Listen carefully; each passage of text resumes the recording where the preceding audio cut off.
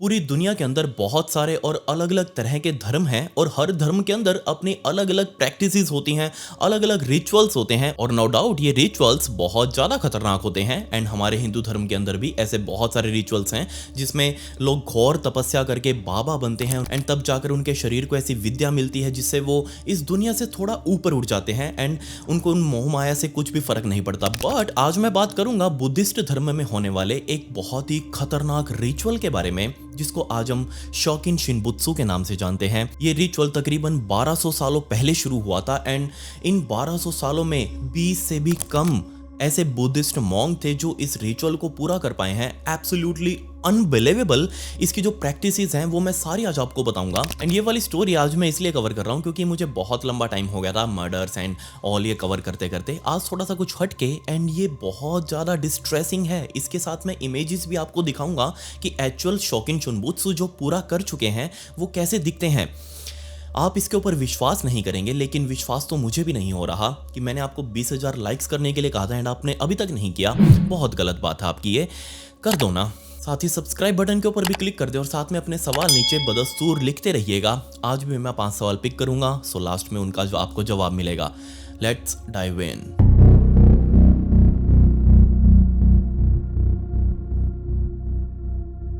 देखो यार, हर धर्म की भाषा में जिंदगी का एक अलग ही मतलब होता है और पूरी दुनिया में रहने वाले बुद्धिस्ट लोग ये मानते हैं कि जीवन एक सफरिंग है। अगर किसी का जन्म होता है तो उसको पूरी जिंदगी जब तक वो जिंदा है उसको सफ़र करना पड़ेगा, बहुत सारी कठिनाइयाँ आएंगी, बहुत सारी दिक्कतें आएंगी एंड जब उसकी मृत्यु हो जाएगी वो दोबारा से जन्म लेगा एंड अगेन वो पूरी जिंदगी ऐसे ही सफ़र करता रहेगा अनटिल एंड अनलेस उसको निर्वाणा ना मिल जाए। असल में निर्वाणा, इसको हम अमर होना भी कह सकते हैं। बुद्धिस्ट लोग ये मानते हैं कि वो लोग तब तक बार बार जन्म लेते रहेंगे जब तक वो अमर ना हो जाएं। बट एक्चुअल में अमर होना कैसे फील होता है ये आज तक किसी भी इंसान को नहीं पता पूरी दुनिया में, चाहे वो किसी भी धर्म का क्यों ना हो। बुद्धिस्ट लोगों को भी नहीं पता कि एक्चुअल में निर्वाणा कैसा फील होता है। ये बिल्कुल वैसा ही है कि आप किसी को गाड़ी चलाना मुंह से बता रहे हो, जब तक आप खुद उसको गाड़ी चलाना ना सिखा दें या फिर खुद वो अपने आप से ना सीख ले तब तक उसको नहीं पता लगेगा कि गाड़ी चलाना कैसा फील करता है। सो ऐसा ही कुछ ये बुद्धिस्ट लोग मानते हैं एंड इनका पूरी जिंदगी में सिर्फ यही मकसद रहता है कि उनको इस जन्म के बाद तो एक्चुअल में निर्वाणा मिल जाएगा,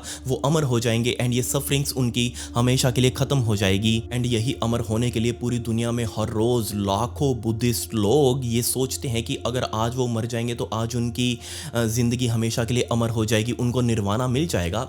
अब ये तो वो लोग हैं जो अपनी डेली लाइफ को जीते जीते निर्वाणा पाने की चाह में हैं, वो उसको अटेन करना चाह रहे हैं। बट इन्हीं सारे बुद्धिस्ट लोगों में से कुछ एक ऐसे लोग भी हैं जिन्होंने अपनी सारी जिंदगी सिर्फ इस निर्वाणा के लिए ही डेडिकेट कर दी है। उन्होंने अपनी घर बार जिंदगी सब कुछ छोड़ दिया है, सब कुछ मोह माया त्याग कर वो सिर्फ और सिर्फ इस अमर होने के पीछे पड़े हुए हैं। और ऐसे लोगों को आज आप या मैं बुद्धिस्ट मॉन्क के नाम से जानते हैं। आपने कभी ना कभी जिंदगी में मॉन्क्स को जरूर देखा होगा, कभी ना कभी पहाड़ों के ऊपर घूमते हुए उनको जरूर देखा होगा, या फिर अगर कभी आप देश विदेश में जाते हो तो एयरपोर्ट्स पर आपने उनको जरूर देखा होगा। ऐसे मॉन्क सिर्फ और सिर्फ निर्वाणा पाने के लिए अपनी पूरी जिंदगी को त्याग कर देते हैं, अपनी इनफैक्ट अपनी लाइफ को ही त्याग कर देते हैं ताकि उनको सिर्फ और सिर्फ ये निर्वाणा मिल सके। अभी निर्वाणा पाना बहुत बहुत ज़्यादा मुश्किल है। सबसे पहले तो बौद्ध धर्म के लोग जो मॉन्क बनते हैं वो स्पेशली अपना घर बार सब कुछ छोड़कर मोनेस्ट्री के अंदर जाकर रहते हैं और इनकी ज़िंदगी इतनी ज़्यादा ब्रूटल, इतनी ज़्यादा भयंकर है कि आप उस चीज़ को इमेजिन नहीं कर सकते।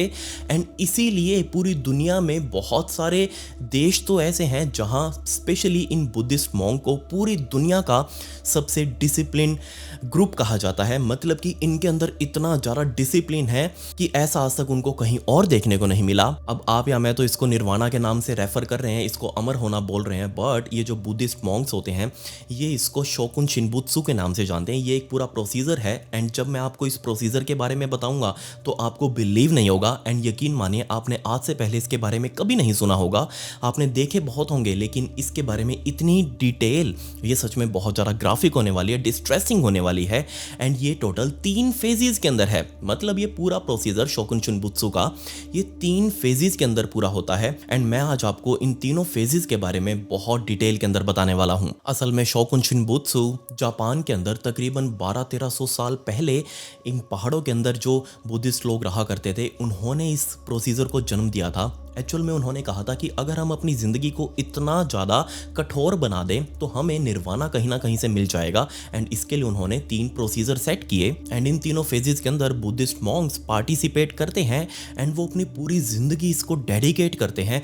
लिटरली आखिरी सांस तक वो इसको डेडिकेट करते हैं एंड उसके बाद भी कोई गारंटी नहीं है कि उनको निर्वाणा मिलेगा या नहीं मिलेगा, अनटिल एंड अनलेस एक बहुत ही स्पेशल चीज़ है जिससे पता लगता है कि इनको निर्वाणा मिल चुका है। एंड पूरी दुनिया में बुद्धिस्ट धर्म के अंदर मात्र 23 से 24 लोग ही ऐसे हैं जिनको निर्वाणा मिला है इन धर्म के अकॉर्डिंग, इस धर्म के अकॉर्डिंग जिनको निर्वाणा एक्चुअल में मिला है, जो एक्चुअल में अमर हुए हैं एंड आज लोग पूरी दुनिया में उनकी पूजा भी करते हैं। मैं उनके बारे में भी आपको आगे बताऊंगा। सो सबसे पहले शोकुन शिनबुत्सु का पहला फेज जिसको शोकुशिका गायो के नाम से जानते हैं एंड इसका मतलब है कि आपको सिर्फ और सिर्फ पेड़ पौधे खाने हैं। मतलब जो भी इस निर्वाणा के प्रोसीजर के अंदर अपने आप को एडमिट करता है उसको इस पहले फेज के अंदर अपनी डाइट के ऊपर कंट्रोल करना है एंड सिर्फ और सिर्फ पेड़ पौधे खाकर ही। एंड पेड़ पौधों में भी स्पेसिफिक चीजें हैं, वो मैं आपको भी बताऊंगा। वही स्पेसिफिक चीजें खाकर अपनी जिंदगी आगे बढ़ानी है। जी हाँ, पहली बात तो ये कि पहला फेज ये 1000 दिनों से भी ज्यादा लंबा चलता है। मिनिमम 1000 दिन तो इसमें मैंडेटरी है, इससे ज्यादा भी वहां के लोग वो इसको प्रैक्टिस कर सकते हैं। एंड बहुत सारे मॉन्क्स इसको 2 से लेकर 3000 दिनों तक प्रैक्टिस करते रहते हैं। एंड इन पूरे 2 से लेकर 3000 दिनों तक आप इमेजिन करिएगा, तकरीबन 1000 दिन में 3 साल के आसपास का टाइम होता है। सो तकरीबन 6 से लेकर 9 सालों तक वो सिर्फ और सिर्फ पेड़ पौधे की छाल खाएंगे, उनकी पत्तियां खाएंगे, उनके जड़ें निकाल कर खाएंगे। एंड स्पेसिफिक पेड़ है, ये नहीं कि हर किसी का फल तोड़ कर खा लिया, नहीं, स्पेसिफिक चीज़ें हैं, उनके बीज ही उनको खाने हैं, उनकी छाल उनको खानी है, उनकी पत्तियां खानी है। एंड ये सारी चीज़ें भी उनको कोई लाकर नहीं देता। मतलब कि इन बुद्धिस्ट मॉन्क को पहले अपने इस फेज के अंदर ये सारी चीज़ें खुद से कलेक्ट करके लानी होती हैं। बट बहुत सारे मॉन्क्स ने तो इस फेज 1 के अंदर भी एक लूप होल ढूंढ लिया है। जब वो अपना फेज 1 शुरू करते हैं, जब तक उनको वो कंट्रोल होता है वो करते हैं, लेकिन जब उनके कंट्रोल से बाहर हो जाता है तब वो कुछ और खाने के बजाय छोटे छोटे पत्थर उठाकर उनको डायरेक्ट निगल जाते हैं। जैसे तैसे ऊपर से पानी पीकर उसको निगल जाएंगे एंड बहुत सारे पत्थर उनके पेट के अंदर जमा हो जाते हैं। अब आप कहेंगे कि ये क्या बीमारी है, ऐसे तो पथरी हो जाएगी, लेकिन नहीं, वो पत्थर उनके पेट के अंदर ही पड़े रहेंगे जिससे उनको भूख कम लगेगी, उनका पेट हमेशा भरा भरा सा रहता है। सो टेक्निकली वो लोग इस चीज़ को डाइजेस्ट नहीं कर रहे। अब आप कहेंगे कि उन्होंने ये चीज़ खा ली तो उनका तो फर्स्ट फेज ही टूट गया। नहीं, फर्स्ट फेज टूटा नहीं है, उन्होंने उस चीज़ को डाइजेस्ट नहीं करा है, बस उन पत्थरों को अपने पेट के अंदर रखा है, अपने शरीर में रखा है। सो टेक्निकली ये लोग फर्स्ट फेज को ब्रेक नहीं कर रहे और ये चीज़ इनको बहुत अच्छे से समझ आ चुकी है। इसके अलावा जितने टाइम भी वो फर्स्ट फेज को परस्यू कर रहे हैं, उसको कंप्लीट करने की कोशिश कर रहे हैं, उस टाइम पर उनका एक स्ट्रिक्ट रूटीन होता है। सुबह से लेकर शाम के बीच में बहुत सारे बार उनको एक्सरसाइज करनी है, कुछ खाया हो या ना खाया हो, लेकिन उनको एक्सरसाइज मैंडेटरी है। और एक्सरसाइज के बाद कुछ घंटों का मेडिटेशन ये भी मैंडेटरी है। ये दोनों चीजें करनी ही करनी है। खाना पीना वो तुम देखो तुमको क्या खाना है। अब जिस दिन किसी मॉन्क का ये फर्स्ट फेज कंप्लीट हो जाता है तो एक्चुअल में तो वैसे देखो उसी मॉन्क को पता है कि उसने कुछ और खाया या नहीं खाया, अंदर से उसकी आत्मा ही जानती है कि उसने इस फर्स्ट फेज को अपने धार्मिक मान्यताओं के अकॉर्डिंग पूरा किया या नहीं किया। सो जो भी उनके लीडर मॉन्क्स होते हैं वो उसकी बात को मान लेते हैं कि ठीक है, हम मान लेते हैं तूने पूरा किया है। वैसे तो बहुत सारे लोग ही, बहुत सारे मॉन्क इस फर्स्ट फेज के अंदर ही हार मान जाते हैं, किसी को बीमारियां लग जाती हैं, बहुत सारे मॉन्क्स मर जाते हैं बेचारे इस फर्स्ट फेज को क्लियर करते करते। बट जो क्लियर करता है वो आगे जाकर अब रेडी होता है सेकंड फेज के लिए एंड वो अपने लीडर को बताएगा कि हाँ, अब मैं तैयार हो चुका हूँ, मैंने फर्स्ट फेज अपना ईमानदारी से कंप्लीट किया है, अब मुझे सेकंड फेज की तरफ ले चलो। अब फेज 2 आपको लग रहा होगा कि बहुत लंबा चलेगा वो फेज 1 से, लेकिन नहीं, फेज 2 बहुत छोटा सा है लेकिन फेज 1 से बहुत बहुत ज़्यादा मुश्किल, क्योंकि इस फेज 2 के अंदर उनको अपनी पूरी लाइफ डेडिकेट करनी पड़ती है सिर्फ इस फेज 2 के लिए। और बहुत सारे मॉन्क्स तो फेज 1 को ही बार बार रिपीट करते रहते हैं ताकि वो फेज 2 में ना जा पाए, उनको डर लगता है। एंड जो 23-24 निर्वाणा एक्चुअल में बने थे, जिनको एक्चुअल में वो अमरता प्राप्त हुई थी, उन्होंने भी, उनमें से भी बहुत सारे ऐसे थे जिन्होंने फेज 1 को बार बार रिपीट किया था ताकि वो फेज 2 की तरफ और थोड़ा सा लेट जाएं। एंड इस फेज 2 का नाम है न्योजो एंड इसके अंदर स्पेशली मेडिटेशन होती है, एक ऐसी स्टेट जिसमें उनको अपनी बॉडी लिटरली छोड़नी पड़ती है, अपने शरीर को इस तरीके की मेडिटेशन के लिए तैयार करना पड़ता है जिसके बारे में आप इमेजिन भी नहीं कर सकते। फेज 2 के अंदर उनको स्ट्रेट सीधा 100 दिनों की मेडिटेशन करनी है और वो भी पूरे तरीके से मेंटली डिटैच होकर होकर, मतलब उनको आसपास के बारे में कुछ पता नहीं होना चाहिए, दुनियादारी में उनके क्या चल रहा है कुछ पता नहीं होना चाहिए, घर परिवार में उनकी टेंशन क्या है उनके बारे में उनको नहीं सोचना है। स्ट्रेट 100 डेज के लिए उनको सिर्फ और सिर्फ मेडिटेशन करना है। अब आप कहेंगे कि खाएंगे पिएंगे क्या, ऐसे तो जिंदा नहीं रह सकते, बिल्कुल ठीक बात है। तो इन स्ट्रेट 100 दिनों तक उनको सिर्फ और सिर्फ नमक का पानी पीना है और एक स्पेशल तरह की चाय जो इन्हीं फेज 2 वाले मॉन्क्स के लिए बनाई जाती है, सिर्फ वो ही चाय ये पी सकते हैं। इसके अलावा और कुछ भी नहीं, ना कोई पेड़ पौधा, ना ही कोई और पत्थर वगैरह, कुछ भी नहीं। स्ट्रेट 100 दिनों के लिए सिर्फ नमक का पानी और एक चाय। अब आप कहेंगे कि इस चाय के अंदर ऐसा क्या खास है, तो ये चाय असल में टॉक्सिकोनोडेंड्रम वर्निकुलम नाम के इस पेड़ की पत्तियों से बनाई जाती है और ये चाय बहुत ज़्यादा जहरीली होती है। ज़्यादा इतनी भी नहीं कि वो बंदे की जान ले ले, लेकिन हाँ ये चीज़ जहरीली होती है। जी हाँ, ये जहर वही है जो कि आईवी के अंदर कई बार चढ़ाया जाता है जानवरों के ऊपर टेस्ट करने के लिए कि उनके ऊपर जहर का क्या असर पड़ता है।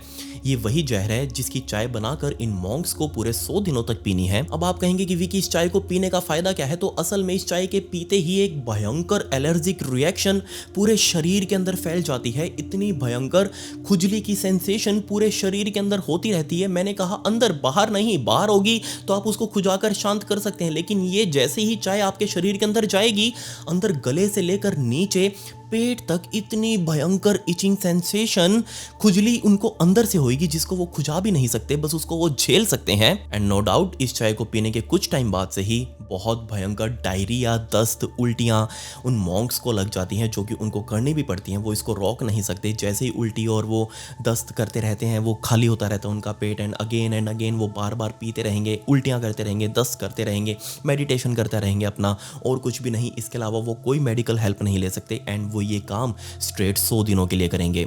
जैसे तैसे करके बहुत थोड़े से ही मॉन्क्स फेज 2 को क्लियर कर पाते हैं। वैसे तो बहुत सारे, लगभग 90% से भी ज्यादा फेज 2 के अंदर ही रह जाते हैं, एंड जो 10% निकलते हैं वो अपने शरीर को लिटरली इतना टफ बना चुके होते हैं कि उनके ऊपर अब कोई भी चीज ज्यादा असर नहीं करने वाली।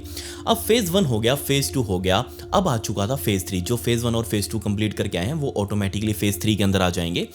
अब वैसे तो बहुत सारे मॉन्क्स थे जो फेज 1 और फेज 2 को बार बार रिपीट करते हैं, लेकिन फेज 3 इसके अंदर रिपीटेशन का चांस लगभग ना के बराबर है। अब ये जो फेज 3 है ना, इसको आप सबसे इजी भी कह सकते हैं एंड सबसे मुश्किल भी कह सकते हैं। ये आपकी अंडरस्टैंडिंग के ऊपर डिपेंड करता है कि आप इसको कैसे देखते हैं। पहले दोनों फेजेस की तरह ये फेज 3 भी बहुत ही स्ट्रिक्ट रूल्स के ऊपर डिपेंड करता है, बट अब आप इसको कैसे देखते हैं ये आपके ऊपर डिपेंड करेगा, क्योंकि फेज 3 के अंदर जितने भी मॉन्क्स जाएंगे उनको एक डब्बा दिया जाएगा, एक छोटा सा डब्बा, पाइन की लकड़ी से बना हुआ वो डब्बा छोटा सा, और ये लकड़ी का डब्बा सिर्फ इतना ही बड़ा होगा कि उसके अंदर एक मॉन्क आराम से आलती पालती या चौकड़ी भी जिसको हम कहते हैं वो मारकर उसके अंदर बैठ सके एंड अपना मेडिटेशन कर सके। एंड इस डब्बे को ऊपर से बंद किया जाएगा। एंड दूसरा, इस डब्बे के अंदर कोई भी खिड़की वगैरह नहीं है, कोई भी छेद नहीं है जिससे वो हवा अंदर या बाहर आ जा सके। लेकिन इसके अंदर एक और चीज है जो मैं आपको आगे बताऊंगा अभी। जो मॉन्क फेज 2 क्लियर करके आया है उसको 2 दिनों बाद फेज 2 क्लियर करने के उसके लिए एक डब्बा तैयार किया जाता है। इस डब्बे के अंदर मॉन्क वो चुपचाप बिना किसी को कुछ बोले आराम से इस डब्बे के अंदर जाकर आलती पालती मारकर बैठ जाएगा एंड मेडिटेशन करने लगेगा। उसके जो साथी सहपाठी हैं वो इस ढक्कन को, इस डब्बे के ढक्कन को ऊपर से लगाएंगे एंड इस ढक्कन के ऊपर एक छोटा सा छेद करेंगे एंड इस छेद के अंदर एक बड़ा सारा बांस खड़ा कर देंगे, और ये बांस ही होगा जिसके सहारे वो मॉन्क, अंदर बैठा हुआ मॉन्क, वो सांस लेगा। अब ऑब्वियसली आपके लिए ये चीज डरावनी होगी, लेकिन ये चीज और ज्यादा डरावनी बन जाती है क्योंकि ये डब्बा ऐसे यहाँ नहीं रखा जाएगा, बल्कि जमीन को 10 से 12 फीट नीचे गहरा खोदा जाएगा एंड इस डब्बे को उठाकर उस मॉन्क के साथ ही इस जमीन के अंदर जिंदा ही दफना देंगे एंड वो जो बांस का डंडा खड़ा है वही सिर्फ जमीन से बाहर रहेगा, ऊपर से मिट्टी डालकर इसको ऐसे ही छोड़ देंगे। इनफैक्ट वो बांस, उसको भी ऐसे ही नहीं छोड़ा जाएगा, खुला नहीं छोड़ा जाएगा, बल्कि उस बांस के अंदर भी बहुत सारे कोयले भरे जाएंगे ताकि जो भी हवा अंदर जाएगी वो बहुत लिमिटेड सी हो, बट वो पूरे तरीके से फिल्टर्ड हो। अब इससे पहले कि मैं आपको इस फेज 3 के आगे के एक्शंस बताऊं, उससे पहले आपको ये पता होना चाहिए कि एक्चुअल में फेज 3 करता क्या है, ये क्यों इतना ज्यादा जरूरी है किसी भी मॉन्क के लिए, एंड दूसरा इसको करने से कैसे किसी को अमरता प्राप्त हो जाती है, कैसे उसको निर्वाणा मिल जाता है। फेज 1 और फेज 2 तो असल में किसी भी मॉन्क का फिजिकल टेस्ट है कि उसके शरीर के अंदर कितनी पावर है, क्योंकि बहुत सारे ऐसे मॉन्क्स होते हैं, मैं सभी के बारे में नहीं बोल रहा, लेकिन बहुत सारे ऐसे नॉर्मल इंसान भी होते हैं जो मॉन्क्स बनने के लिए जाते हैं, उनको बस एक जिद चढ़ी होती है कि हम भी करेंगे हम भी करेंगे। लेकिन ये चीज़ बहुत ज़्यादा डेडिकेटेड इंसानों के लिए ही बनी है, इसलिए जो भी फालतू के लोग वहाँ पर आए हैं उनको इस भीड़ से बाहर निकालने के लिए पहले 2 टेस्ट किए जाते हैं, जिसमें पहला टेस्ट 1000 दिन चलेगा, दूसरा टेस्ट 100 दिन चलेगा। एंड बहुत सारे लगभग 90 से भी ज़्यादा % तो इन फेज़ 1 और फेज़ 2 से ही बाहर हो जाते हैं। एंड दूसरा, फेज़ 1 का मकसद सिर्फ यही है कि अगर कोई मॉन्क सीरियस है और वो डेडिकेट करना चाहता है अपनी ज़िंदगी बुद्धिस्ट धर्म को, तो उसका शरीर इतना मोटा ज़्यादा नहीं होना चाहिए। इसलिए फेज़ 1 1000 दिनों तक चलता है एंड उसके शरीर को सिर्फ खाने के लिए पेड़ पौधे और उसकी डालियाँ या फिर उसकी जड़ें ही दी जाती हैं, बीज दिए जाते हैं, ताकि उसका शरीर पतला होता जाए एंड इतना पतला हो जाए कि उसकी हड्डियाँ बाहर चमकने लगे। अब आप कहेंगे इसका क्या फ़ायदा है? तो इसका फ़ायदा ये है कि जो वो डब्बा बनाया जाता है ना फेज़ 3 के अंदर, उसका साइज़ फिक्स है, उस डब्बे के अंदर उस मॉन्क को आना चाहिए। वो डब्बा कुछ ज़्यादा बड़ा नहीं है, एक अटैची होती है सूटकेस, उससे भी ज़्यादा छोटा सा होता है, एंड उस डब्बे के अंदर वो मॉन्क फिट होना चाहिए। एंड जब वो खाना पीना बंद कर देगा अपना, तभी तो उसका वेट गिरेगा। इसलिए किसी भी मॉन्क के वेट को गिराने के लिए फेज़ 1 पूरा 1000 दिनों तक कंप्लीट करना पड़ेगा। एंड फेज़ 2 वो मेडिटेशन के लिए, क्योंकि उसको मेडिटेशन की आदत होनी चाहिए, क्योंकि मॉन्क जब फेज़ 3 के अंदर एंटर करेगा, रिमेंबर मैं आपको पहले ही बता दूं कि फेज़ 3 ही है इस पूरे रिचुअल के अंदर, बाकी 2 तो पहले वाले वो सिर्फ टेस्ट हैं। फेज़ 3 ही है, जिसने फेज़ 3 कंप्लीट कर लिया वो सब कुछ कर जाएगा, उसमें कोई दिक्कत नहीं है। फेज़ 2 सिर्फ इसलिए किया जाता है ताकि फेज़ 3 में बैठने वाले मॉन्क को मेडिटेशन की आदत हो, एंड इसके अलावा उसको चाय और ये नमक वाला पानी इसलिए पिलाया जाता है, वो जहरीली चाय इसलिए पिलाई जाती है ताकि उसके शरीर के अंदरूनी बैक्टीरिया सारे मर जाएं। एंड ये सारे बैक्टीरिया मारने क्यों जरूरी है, इसके पीछे ही सारा खेल छुपा हुआ है। इसका ही खेल आपको फेज़ 3 के एंड में समझ आएगा कि क्यों फेज़ 2 और 1 फेज़ 3 के लिए बहुत ज़्यादा जरूरी है। सो फेज़ 3 के अंदर उस मॉन्क को डालकर एक डब्बे के अंदर जमीन से 10 से 12 फीट अंदर उसको दफना दिया जाता है, एंड उसके ऊपर एक बांबू लगा होता है, एक बांस का डंडा जो पूरा खोखला होता है, लेकिन उसके अंदर कोयला भरा जाता है ताकि हवा फिल्टर होकर नीचे जा सके। इसके अलावा कोयले के साथ उसमें एक धागा होता है, एंड वो धागा ऊपर एक बेल से बंधा होता है। हर रोज उस मॉन्क को मेडिटेशन शुरू करने से पहले एंड मेडिटेशन करने के बाद उसको वो धागा खींचकर ऊपर वो बेल बजानी पड़ती है, ताकि आसपास जो भी लोग उसकी निगरानी कर रहे हैं वो ये समझ सके कि हाँ अभी भी उनका वो साथी सहपाठी नीचे जिंदा है। और अगर इस फेज़ 3 के अंदर पहले दिन किसी भी मॉन्क ने जो अंदर गया है उस डब्बे के अंदर, उस मॉन्क ने अगर पहले दिन धागा खींचकर बेल नहीं बजाई, तो वो सबसे पवित्र मॉन्क माना जाता है। एंड इसका रीज़न मैं भी आपको बताऊंगा, ताकि ऊपर बैठे हुए सभी के सभी मॉन्क जो उसकी देख रेख कर रहे हैं वो समझ सकते हैं कि हाँ एक्चुअल में इस मॉन्क को निर्वाणा मिल चुका है। अब आप कहेंगे कि पहले दिन ऐसा क्यों भाई, इतनी जल्दी क्यों है मारने की? क्योंकि जिंदा होगा तो वो ऊपर बजाएगा ना बेल, मेडिटेशन करेगा, उसका ही रूल है। तो असल में फेज़ 3 का मतलब ही सिर्फ ये है कि नीचे जाते ही कुछ ही घंटों बाद वो मॉन्क इस दुनिया से मर जाना चाहिए, उसका शरीर अपने प्राण त्याग चुका होगा, तभी तो वो ऊपर वाली बेल नहीं बचाएगा। अगर उसने प्राण त्याग दिए मतलब वो एक्चुअल में सीरियस था मॉन्क बनने के लिए, निर्वाणा प्राप्त करने के लिए। अगर उसने बेल बजाई मतलब उसने कहीं ना कहीं चीट किया है, उसने मेडिटेशन सही से नहीं किया, या फिर वो नीचे झुक झुक कर बार बार उस बैम्बू में से सांस लेने की कोशिश कर रहा है, वो अपने शरीर को नहीं छोड़ पा रहा, वो लालच कर रहा है, उसको कुछ याद आ रहा होगा, वो दुनिया की मोह माया से उठ नहीं पा रहा, इसलिए वो बार बार बेल बजा कर ये दिखाना चाह रहा है कि मैं अभी भी जिंदा हूं और मुझे बाहर निकाल लो। कहीं ना कहीं उसका मनोबल तोड़ने के लिए ही बेल यहां पर लगाई जाती है। अब यहां भी ये खेल खत्म नहीं होता, जो नीचे गया है उस डब्बे के अंदर वो मरकर ही बाहर निकलेगा, चाहे वो 10 दिन हो, 15 दिन हो, 20 दिन हो। पहले दिन जो मर गया वो सबसे पवित्र मॉन्क माना जाएगा, एंड उसके बाद जो मरे हैं उनके लिए माना जाता है कि इन्होंने चीटिंग की है, इन्होंने सही से अपना प्रोसेस नहीं किया पूरा एक मॉन्क बनने का, निर्वाणा प्राप्त करने का। इन्होंने मेहनत तो करी है लेकिन इन्होंने कहीं ना कहीं बीच में चीटिंग करी है। एंड दूसरा, जो पहले दिन मर गया वो भी अभी तक निर्वाणा उसको नहीं मिला, नहीं, उसके बाद उसकी बॉडी का टेस्ट लिया जाएगा। कई सालों बाद उसकी बॉडी को बाहर निकाला जाता है एंड देखा जाता है कि क्या उसकी बॉडी सड़ी है।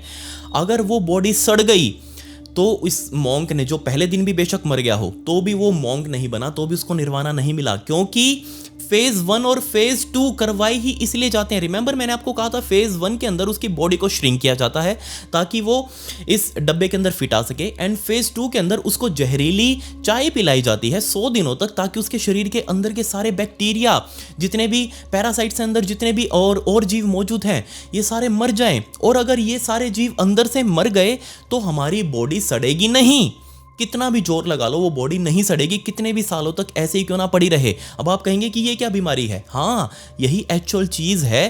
फेज 3 के अंदर पहले दिन जो मॉन्क मर गया, वैसे तो नहीं मरेंगे, लेकिन जो मर गया बहुत थोड़े से मरे हैं, एंड उसमें से 24 लोग ही ऐसे बाहर निकले हैं कई सालों बाद जिनकी बॉडी नहीं सड़ी हुई थी। मतलब साफ ये है कि ये पूरा शोकुशिनबुत्सु नाम का एक प्रोसेस, मॉन्क बनने का प्रोसेस, खुद को मम्मी बना देना है, और वो भी बिना सड़े। फेज 1 और फेज 2 का एक अलग मकसद ये भी है कि पूरे तरीके से बॉडी को क्लीन करते जाओ। मतलब कि साइंस ने बाद में ये चीज जानी होगी, लेकिन 1200-1300 साल पहले हमारे हिंदू धर्म के अंदर भी समाधि लेने का एक ये चलता आया है, प्रचलन चलता आया है, एंड इसमें भी यही चीज देखी जाती है, जिसमें जिंदा ही इंसान खुद को सेल्फ मम्मी बना लेता है, उसमें बाद में उनको भगवान मान के पूजा भी जाता है। एंड बहुत सारे ऐसे दिव्य शक्ति प्राप्त किए हुए बाबा हैं हमारे हिंदू धर्म के अंदर, हमारे आसपास, जिन्होंने इस चीज को प्राप्त किया है। हमारे यहाँ हिंदू धर्म में इस चीज को समाधि लेना कहते हैं, लेकिन वहां पर इस चीज का थोड़ा सा लंबा प्रोसेस है। यहाँ पर समाधि कोई भी कभी भी ले सकता है,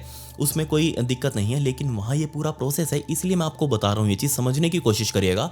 फेज 1 के अंदर धीरे धीरे उसकी डाइट खत्म करके उसके पेट की भूख को खत्म किया जाता है, एंड वो जो पेट की पत्तियां खिलाई जाती हैं वहीं से जहर शुरू हो जाता है, ताकि अंदर के बैक्टीरिया और पैरासाइट्स जो भी अंदर जो बॉडी को डिकम्पोज करने के लिए तैयार रहते हैं, इन सबको खत्म किया जा सके। एंड फेज 2 के अंदर जहरीली चाय इसलिए पिलाई जाती है ताकि वो बैक्टीरिया मर सके, अंदर पैरासाइट्स मर सके, जो बचे कुछ रह गए हैं फेज 1 में वो भी मर सके। एंड दूसरा, दस्त और उल्टियां सिर्फ इसलिए लगवाई जाती हैं ताकि शरीर के अंदर पानी की कमी हो सके, और अगर शरीर में पानी रहा तो वो बॉडी जल्दी सड़ जाएगी, अगर पानी नहीं हुआ तो उसको सड़ने में टाइम लगेगा। एंड फेज 3, उसको हम एक डेथ फेज भी कह सकते हैं। अब बहुत सारे लोग इसको इजीएस्ट भी बोलते हैं, बहुत सारे लोग इसको हार्डेस्ट भी बोलते हैं, क्योंकि खुद की जान देना या फिर वेट करना मरने के लिए, ये अपने आप में बहुत ही डरावनी सी फीलिंग है। वो भी एक छोटे से डब्बे के अंदर बैठकर खुद को घुटते हुए देखना, ऑब्वियसली बहुत मुश्किल चीज़ है। हम तो इसको सोच भी नहीं सकते वो चीज़ क्या फील करवाती होगी। दूसरा, जो भी मॉन्क थर्ड फेज के अंदर उस डब्बे के अंदर जाता है, एंड वो डेली बेल बजाता रहता है, ऊपर वाले जो भी उसके साथी सहपाठी मॉन्क्स हैं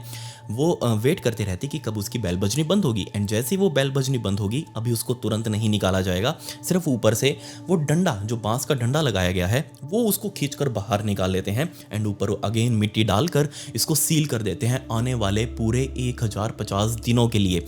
1050 दिनों तक वो डब्बा ऐसे ही अंदर उस लाश को समेटे हुए पड़ा रहेगा। एंड जब 1050 दिन उस डब्बे को नीचे दफनाए हो जाते हैं, तब फाइनली उसको खोद कर वापस बाहर निकाला जाता है, एंड उस डब्बे के ढक्कन को खोलकर उस अंदर बॉडी जो मौजूद है उस बॉडी को बाहर निकालेंगे, एंड बहुत क्लोजली एक एक पार्ट, एक एक बाल, एक एक अंग उसका बाहर से नोटिस किया जाता है कि कहीं से ये अंग सड़ा तो नहीं है। अगर ये अंग नहीं सड़ा तो फाइनली ये माना जाता है कि हाँ, इस मॉन्क ने एक्चुअल में निर्वाणा को हासिल कर लिया है, एंड वो उनके लिए बहुत ज़्यादा पवित्र बन जाएगा, उसको पूजा जाएगा। ये तो वो मॉन्क्स थे जिनको एक्चुअल में निर्वाणा मिला, लेकिन बहुत सारे, लगभग 99% से भी ज़्यादा ऐसे मॉन्क्स होते हैं जो थर्ड फेज़ में जाकर अपने आप की जान भी ख़त्म कर देते हैं, वो जान दे देते हैं अपने आप की, लेकिन फिर भी जब उनको 1050 दिन बाद बाहर निकाला जाता है, तब उनकी बॉडी के अंदर सड़ने गलने के साइन होते हैं। मतलब ये समझा जाता है कि कहीं ना कहीं इस मॉन्क ने अपनी प्रैक्टिस के अंदर धोखा किया है भगवान के साथ, अपनी ज़िंदगी के साथ इसने कहीं ना कहीं चीटिंग की है, इसलिए इसकी बॉडी सड़ने लगी है। अगर इसने सही से शोकिनशुनबुत्सु किया होता तो इसकी बॉडी नहीं सड़ती, इसलिए उन अनलकी मॉन्क्स को वापस उसी डब्बे के अंदर डालकर नीचे दफना दिया जाता है, एंड उनकी पूजा नहीं की जाती। ऑल्दो 19वीं शताब्दी तक आते आते शोकिनशुनबुत्सु पूरी दुनिया के अंदर इतना ज़्यादा फियर्ड भरा हो चुका था, इतना ज़्यादा डरावना हो चुका था कि पूरे जापान देश ने इसको एक इलीगल प्रैक्टिस बताते हुए वहाँ पर बैन कर दिया। लेकिन फिर भी 19वीं शताब्दी के बाद 20वीं शताब्दी में भी लोग इसको छुप छुप कर फॉलो करते हुए नजर आए। अलग अलग पहाड़ों पर अलग अलग मोनेस्ट्रीज बनी जहाँ पर आज भी शोकिन शुनबुत्सु को परफॉर्म किया जाता है। ये चीज़ अपने आप में बहुत ज़्यादा अनबिलीवेबल है कि कैसे कोई खुद को इतना तोड़ देगा, इतना मोड़ देगा, कैसे कोई खुद को इस हद तक ले जाएगा कि वो मर भी जाए एंड उसकी बॉडी भी ना सड़े। अपने आप में अनबिलीवेबल चीज़ है। हमारे हिंदू धर्म के अंदर भी ऐसे बहुत सारे बुद्धिजीवी हैं जिनको ज्ञान की प्राप्ति हुई है, जिनको दिव्य शक्तियाँ प्राप्त हैं एंड वो इस मोह माया से उठकर समाधि की तरफ जाते हैं। जब वो समाधि ले लेते हैं तो आसपास के लोग उनके साथ खड़े होते हैं एंड बहुत चाव से वो समाधि लेकर अपना जीवन इस दुनिया से छोड़ छाड़ कर वहाँ पर बैठ जाते हैं एंड उनको दफना दिया जाता है एंड बाद में उनके ऊपर मंदिर वगैरह बनाकर उनकी पूजा की जाती है, जो कि बहुत ज़्यादा धार्मिक है। सो मैं आपको एक्चुअल फोटोज़ दिखाता हूँ उन मॉन्क्स की जिनको एक्चुअल में निर्वाणा मिला है। टोटल 23 से 24 मॉन्क्स हैं। एक मॉन्क के अंदर आज भी थोड़ा सा डिस्प्यूट माना जाता है कि इसको एक्चुअल में निर्वाणा मिला या नहीं मिला, बाकी 23 तो कन्फर्म है। सो 23 में से कुछ ही की मैं आपको फ़ोटो दिखा देता हूँ। ये जो फोटोज़ आप अभी अपनी स्क्रीन के ऊपर देख रहे हैं, ये वो मॉन्क्स थे जिन्होंने पहले फ़ेज़ 1 कंप्लीट करा, फिर फ़ेज़ 2 कंप्लीट करा एंड फ़ेज़ 3 में भी जब उनकी बैल बजनी बंद हुई एंड जब उनको 1050 दिन बाद बाहर निकाला गया तब इनकी बॉडी ऐसे ही इंटैक्ट कंडीशन में थी। इसने सड़ने के कोई भी साइंस नहीं दिखाए, इसलिए इनको ये माना गया कि निर्वाणा प्राप्त हो चुका है। मतलब इनकी बॉडी नहीं गली, इसलिए ये आज भी अमर हैं। इनको निर्वाणा मिल चुका है। अब इनको दोबारा से वही ज़िंदगी में दोबारा जन्म लो और वही अपने सफरिंग्स करो एंड दोबारा मौत के मुंह में समा जाओ। अब इनको ये सब कुछ नहीं करना पड़ेगा। अगर जो भी मॉन्क्स इसमें सफल नहीं होते, इनके लिए वापस वही सज़ा बनती है कि दोबारा से वो जन्म लेंगे, दोबारा से अपनी ज़िंदगी में सारी ज़िंदगी वो अपनी सफरिंग्स करेंगे एंड दोबारा से वो कोशिश करेंगे निर्वाणा प्राप्त करने की। सो ये साइकिल है, ये चलती आ रही है 1200-1300 सालों से। सो ये बहुत ही कॉम्प्लिकेटेड सा प्रोसेस है। मैंने आपको ईजी वर्ड्स में आपके सामने रखा। आप मुझे बताइए कि आप इसके बारे में क्या सोचते हैं। क्या आपने ऐसा कोई रिचुअल कभी देखा था? उसके बारे में नीचे कमेंट्स में ज़रूर जिक्र करें। एंड इसकी और भी डिस्टर्बिंग इमेजेस अगर आपको देखनी हो तो ये मेरे इंस्टाग्राम आईडी, इसका लिंक आपको डिस्क्रिप्शन में भी मिल जाएगा, वहां आकर आप देख सकते हैं। बट उससे पहले आज का Q&A। आज का हमारा पहला सवाल लूसीफर गेमिंग का। हेलो विकी भाई, I am your big fan since 6 years। I watched every horror and crime. मेरा सवाल ये है कि आप किस IPL टीम को सपोर्ट करते हो? मैं तो RCB का फ़ैन हूँ भाई। By the way love you from Karnataka, love you always भाई। By the way ignore the hated comments. Thank you so much Lucifer. And ऐसा कुछ मेरा फेवरेट नहीं है IPL वगैरह का। मैं ज़्यादा शौक नहीं रखता IPL वगैरह के, ना ही मुझे देखने पसंद। टाइम ही नहीं है इतना, काम से फुर्सत नहीं मिलती। घर रात को लेट जाना एंड फिर यूट्यूब वगैरह की भी तैयारी, वीडियोस की तरह बहुत सारी चीज़ें रहती हैं माइंड में एक साथ। तो इन सब चीज़ों के लिए तो टाइम ही नहीं मिलता, काम भी देखना पड़ता है खुद का। बट हाँ, अगर कोई सामने मैच चल रहा हो ना तो मैं वो देख लेता हूँ खाना खाते टाइम, वरना मैं स्पेशली नहीं है कि मैं जाकर उसमें लगा कर चैनल देखूँ। नहीं, मुझे इतना नहीं पसंद है IPL वगैरह। बट हाँ, जब इंडिया के मैच होते हैं, ICC के टूर्नामेंट्स होते हैं, वो मैं ज़रूर फॉलो करता हूँ। एंड उसमें ऑब्वियसली अपने जो बेस्ट प्लेयर्स हैं एंड सभी का मैं बहुत बड़ा फ़ैन हूँ एंड मैं उनको हमेशा से सपोर्ट करता हूँ। एंड आपने कहा कि मैं हेटेड कमेंट्स को अवॉइड करूँ, ऑब्वियस सी बात है, मुझे कुछ फ़र्क नहीं पड़ता। अगर किसी को समझ आ रही है मेरी बात, ठीक है, नहीं आ रही तो मत आने दो। मैं किसी के साथ धक्का नहीं कर सकता। उनके पास अपना दिमाग है, वो अपने दिमाग से सोच रहे हैं। मेरे पास अपना है, मैं अपने से सोच रहा हूँ। हो सकता है मेरी बात आपको पसंद आए या फिर किसी और को पसंद ना आए, तो इसमें कोई बड़ी बात नहीं है, मैं इस चीज़ को इग्नोर करूँगा। आज का हमारा दूसरा सवाल सलमान हुसैन का। Please pick my question. Hello Vicky, I am your biggest fan. Been watching your videos for more than 2 years and I don't have any questions. I just want to request, can you please cover the case of first woman serial killer called Aileen Wuornos? Thanks. Thank you so much Salman, आप इतना support करते हैं। And हाँ, मैंने भी इसके बारे में सुना है। आप मुझे बताइए कि क्या मुझे इस दुनिया की सबसे पहली वुमन सीरियल किलर का केस कवर करना चाहिए क्या?